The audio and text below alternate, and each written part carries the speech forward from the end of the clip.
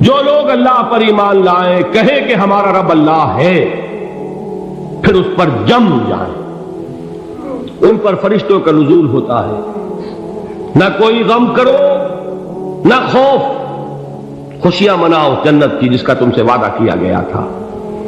اللہ کی ربوبیت پر اطمینان جب انسان کو ہو جاتا، میرا رب اللہ ہے، ربی اللہ، انسان کے لیے نہ کوئی کھٹکا، نہ کوئی خطرہ، نہ کوئی خوف، نہ کوئی حزن۔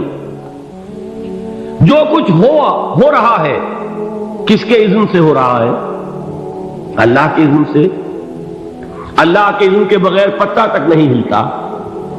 یہ کوئی اندھا بہرا مادہ نہیں ہے جس سے مجھے کوئی خوف ہو۔ اندھا بھینسا چلا رہا ہو اس سے تو ڈرنے کا ہر انسان کو ڈرنا چاہیے، نہ معلوم کس کو ٹکر مار دے، لیکن نہیں، اس کائنات کو چلانے والا ایک سمیع و بصیر خدا ہے۔ وہ جو میرا دوست ہے، میرا ولی ہے، اللہ ولی الذین آمنوا یخرجہم من الظلمات الی النور، اللہ اہل ایمان کا ولی ہے، ساتھی ہے، پشت پناہ ہے، مددگار ہے، حمایتی ہے۔ بتائیے جسے یقین ہو جائے کہ اللہ میرا مددگار، اللہ میرا محافظ، اللہ میرا پشت پناہ، اللہ میرا حمایتی، اس کے لیے کوئی خوف ہوگا؟ اس سے کوئی ڈر ہوگا؟ میں مثال دیا کرتا ہوں ایک بہت سادہ، پنجاب کے دیہات کی۔ تو بڑا چودھری ہے اور کوئی غریب کسان ہے، اس غریب کسان کے جانوروں کو ہر وقت اندیشہ ہوگا چوری کا، کوئی میری بھینس کھول کر نہ لے جائے، کوئی میرا بیل کھول کر نہ لے جائے۔ لیکن جس کے بارے میں یہ سب کو معلوم ہو کہ وہ جو بڑا چودھری ہے وہ اس کا دوست ہے، اس کی بچیا کو کوئی خوف ہوگا؟ اس کی بھینس پر کوئی ہاتھ ڈالے گا؟ اسے کوئی اندیشہ ہوگا؟ نہیں۔ کیوں؟ کہ وہ بڑا چودھری، بڑا اس کا یہاں کا سردار، جاگیردار، سب کو معلوم ہے وہ میرا دوست ہے، کوئی میرے خلاف اقدام نہیں کر سکتا۔ اس دنیا میں یہ چھوٹی سی بات اگر آپ کے دلی اطمینان اور سکون کا باعث بن سکتی ہے تو ذرا تصور کیجئے۔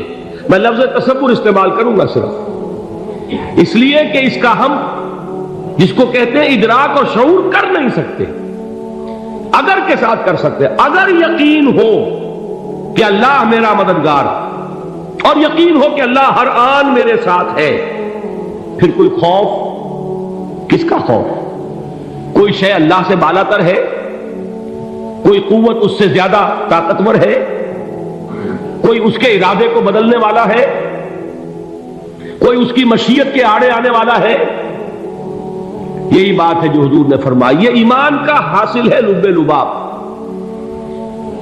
کہ دیکھو اچھی طرح اس بات کو ذہن نشین کر لو، اگر تمام انسان مل کر تمہیں کوئی نقصان پہنچانا چاہے نہیں پہنچا سکتے، مگر جو کچھ اللہ نے لکھ دیا ہو، اور تمام انسان مل کر تمہیں کوئی نفع پہنچانا چاہے نہیں پہنچا سکتے، مگر وہ شے جو اللہ نے طے کر دی۔ آپ پھر میں کہوں گا ذرا طاری کیجئے، اسے فرض کیجئے، اسے سوچئے، اگر اس حدیث پر ہمارا دل ٹھکا ہوا ہو تو کسی سے ڈر ہوگا؟ یہ مجھے نقصان نہ پہنچا دے، یہ میری رپورٹ خراب نہ کر دے، یہ میری انکریمنٹ نہ رکوا دے، یہ میرا یہ نہ بگاڑ دے، یہ میرے یہ نقصان نہ پہنچا دے، اس کا ڈر، اس کا ڈر، اس کا خوف، اس کی خوشامد، اس کے لیے جا کر طرح طرح سے اپنی عزت نفس کو ذلیل کروانا اس کے سامنے۔ یہ سب کچھ کیوں کرتا ہے انسان؟ جب سمجھتا ہے کہ اس کے ہاتھ میں میرا کوئی نفع ہے، اس کے ہاتھ میں میرے لیے کوئی ضرر ہے، یہ مجھے کوئی غضب پہنچا سکتا ہے، یہ مجھے کوئی نقصان پہنچا سکتا ہے، یہ میرا کوئی کام بنا سکتا ہے، یہ میری کوئی ضرورت پوری کر سکتا ہے، اسی کا نام شرک ہے۔ جہاں آپ نے یہ سمجھا کہ غیر اللہ کے اندر کوئی طاقت موجود ہے، وہی شرک ہے۔ بتوں سے تجھ کو امیدیں، خدا سے نو امیدی، مجھے بتا تو صحیح اور کافری کیا ہے؟ شرک تو یہ ہے۔ جس پر بھی تمہیں یہ خیال ہے، کلمہ ہے یہ کلمہ سوم، لا حول ولا قوت الا باللہ، ذرا اس پر دل کو کبھی اگر آپ تصور کریں، پھر فرض کریں، دل ٹھک جائے اس پر، کوئی طاقت نہیں۔ یہی بات تھی جو شیخ عبد القادر جیلانی رحمۃ اللہ علیہ نے اپنی وصیت میں اپنے بچے سے کہی. 11ویں دینے والے ہیں، لیکن حضرت شیخ عبد القادر جیلانی کی وصیت اور تعلیمات کو کتنے لوگ نہیں جانتے ہیں؟ یہ جن مقامات تک پہنچے ہیں وہ کس چیز کی بدولت پہنچے؟ انہوں نے جو پیغام دیا وہ کیا تھا؟ اے میرے بچے، جس طریقے سے قرآن مجید میں حضرت لقمان کی نصیحتیں جو ہے نقل کر دی گئی ہیں، میں یہ عرض کروں گا بالفرض اگر قرآن حضرت عبد القادر جیلانی کے بعد نازل ہوا ہوتا تو شیخ عبد القادر کی یہ نصیحتیں بھی قرآن میں درج ہوتی. اتنی اونچی نصیحتیں ہیں. اے میرے بچے، اس حقیقت کو ذہن نشین کر لے، لا فاعل فی الحقیقت ولا مؤثر الا اللہ. اس کائنات میں نہ کوئی فاعل حقیقی ہے نہ مؤثر حقیقی ہے سوائے اللہ. کسی شے میں کوئی تاثیر نہیں اگر اللہ نہ چاہے. آگ جلا نہیں سکتی اگر اللہ نہ چاہے. پانی ڈبو نہیں سکتا اگر اللہ نہ چاہے. زہر ہلاک نہیں کر سکتا اگر اللہ نہ چاہے. کوئی چیز فائدہ نہیں پہنچا سکتی اگر اللہ نہ چاہے. تو در در پہ کیوں سر جھکاتے ہو؟ در در پر کیوں جبیں سائی کرتے ہو؟ سب کے سامنے کیوں ہاتھ پھیلاتے ہو؟ ایک اللہ سے مانگو. ایک اللہ کے سامنے زمین پر اپنی جبین رکھو. لا فاعل فی الحقیقت ولا مؤثر الا اللہ. نظر آتا ہے ہمیں کہ پانی پیاس بجھا دیتا ہے. پیاس بجھانے کی صلاحیت پانی میں نہیں ہے، اللہ کے اذن سے. کھانا بھوک مٹا دیتا ہے. بھوک مٹانے کی صلاحیت کھانے میں نہیں ہے، اذن رب میں. دیکھیے یہی یقین تھا. حضرت موسیٰ علیہ السلام کا واقعہ یاد کیجئے. سامنے سمندر آ گیا ہے. قوم دیکھتی ہے پیچھے کہ گرد و غبار کا طوفان. معلوم ہوا کہ فرعون اپنے لشکر سمیت آ گیا. لشکر جب چلتا تھا تیز رفتاری کے ساتھ تو گرد و غبار کا جو طوفان اٹھتا تھا اس کا تصور کیجیے. اور لمحہ بلمحہ وہ قریب آ رہا ہے. پوری قوم نے کیا کہا؟ اے موسیٰ انا لمدرکون. اے موسیٰ ہم کو پکڑے گئے. قرآن مجید میں تو یہاں وہ باتیں نہیں لکھی ہیں، لیکن تورات میں یہ درج ہے کہ بنی اسرائیل جھگڑنے لگے، دست و گریبان ہو گئے موسیٰ کے ساتھ. موسیٰ ہمیں یہاں مروایا لا کر، اس سے تو ہم ہی بہتر تھے. وہاں کھانے کو ملتا تھا، زندگی تو تھی، بیگار ہم کر رہے تھے، موت تو نہیں تھی. اب جو کچھ ہوگا اس کا تصور کرو، جس طریقے سے ہمارے ٹکڑے اڑائے جائیں گے. تو لڑ رہے ہیں حضرت موسیٰ علیہ السلام سے. یہ تورات کی تفصیل ہے.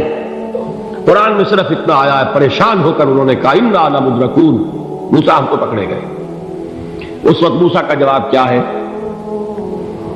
کلا ان معی ربی سیہدین. نہیں، میرے ساتھ میرا رب ہے، وہ راستہ دے گا. بتائیے کہاں راستہ نظر آ رہا ہے؟ یہ ہے ایمان بالغیب. راستہ نظر نہ آئے تب اللہ پر یقین ایمان ہے. جیب میں پیسے ہوں اور تب دل کو اطمینان ہے تو ایمان کس پر ہوا؟ پیسے پر، اللہ پر نہیں. جب وسائل و ذرائع نہ ہو اور پھر یقین ہو کہ اللہ مسبب الاسباب ہے، وہ اسباب کا پابند نہیں ہے، وہ اسباب کا محتاج نہیں ہے، اسباب اس کے محتاج ہے. اگر یہ یقین ہے تو اللہ پر ایمان ہے. یہ نہیں ہے تو تمہارا ایمان اسباب پر ہے، وسائل پر ہے، ذرائع پر ہے، مادیات پر ہے، اللہ پر نہیں. اس وقت کہاں راستہ تھا؟ کوئی راستہ تھا؟ سمندر ہے اور ادھر سے لشکر آ گیا ہے. کلا ان معی ربی سیہدین. اب دیکھیے ایمان کہہ دینا آسان ہے، ہوا معکم اینما کنتم. جہاں کہیں بھی تم ہوتے ہو اللہ تمہارے ساتھ ہوتا ہے. لیکن اس کا یقین قائم ہو جائے تو زمین و آسمان کا فرق واقع ہو جائے. یہی بات ہوئی حضور کے ساتھ. غار ہے، چھپے ہوئے ہیں محمد رسول اللہ اور آپ کے وہ یار غار ابو بکر صدیق رضی اللہ تعالی عنہ. اقبال نے حضرت ابو بکر کی شان میں چند اشعار کہیں صرف، لیکن واقعہ یہ ہے کہ بھاری بھاری نظموں پر اور قصیدوں پر بھاری ہے. طویل ترین نظمیں اور قصیدے ہوں ان پر بھاری ہے. ہمتیں ابو بکر کی ہمت جو ہے کشت ملت را چو ابر، جیسے بارش سے کھیتی اپجتی ہے، ابو بکر کی ہمت اور عزیمت اس امت کو اسی طرح سینچنے والی ہے۔ ثانیے اسلام و غار و بدر و قبر، وہ دوسرے تھے اسلام میں، دوسرے پہلے کون تھے؟ انا اول المومنین، حضور فرماتے ہیں سب سے پہلا ایمان لانے والا میں، دوسرے ابو بکر۔ ویسے ہمارے ہاں یہ چلتا ہے اختلاف، حضرت علی پہلے ہیں کہ حضرت ابو بکر پہلے ہیں، لیکن اس میں بڑی خوبصورت تطبیق قائم کی ہے علماء نے، اور بہت صحیح ہے۔ چار کے بارے میں فیصلہ ہی مت کرو کہ کون پہلے، ان کی ایک عجیب تقسیم کر دی ہے۔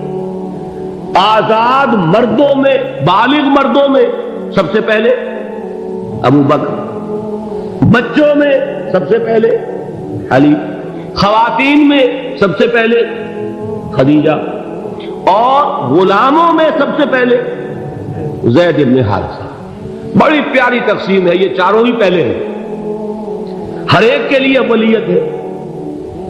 اور واقعہ یہ ہے کہ اگر زمانی اعتبار سے تعین ہوگا تو پہلے خدیجۃ الکبریٰ آئیں گی رضی اللہ تعالی عنہ، کسی اور سے بات کرنے کی نوبت بعد میں آ سکتی ہے، پہلے تو اہلیہ محترمہ سے بات ہوئی، آتے ہی پہلی وحی ہوئی ہے، ابھی تبلیغ کا حکم نہیں تھا۔ کس کو بتایا واقعہ؟ ابھی اپنی نبوت کی تبلیغ کا تو حکم ہی نہیں آیا، واقعہ کس کا ہے؟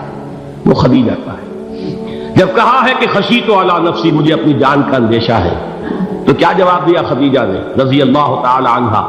وہ صدیقۃ الکبریٰ ہے۔ صدیقات جو ہے خواتین، ان میں چوٹی پر خدیجۃ الکبریٰ ہے رضی اللہ تعالی عنہا، اور صدیق جو مرد ہیں ان میں صدیق اکبر ہے ابو بکر صدیق رضی اللہ تعالی عنہ، لیکن صدیقات میں چوٹی پر۔ جب حضور نے فرمایا خشیت علی نفسی، کیا فرمایا؟ کیا عرض کیا؟ کیسے تسلی دی؟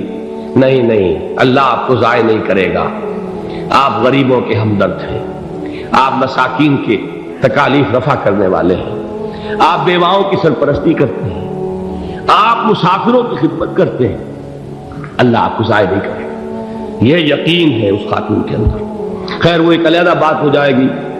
میرے دل پر حضرت خدیجہ رضی اللہ تعالی عنہ کی شخصیت کا بڑا گہرا نقش ہے، جو وہ کوئی اور ہی وقت اور موقع ہوا تو بیان ہوگا۔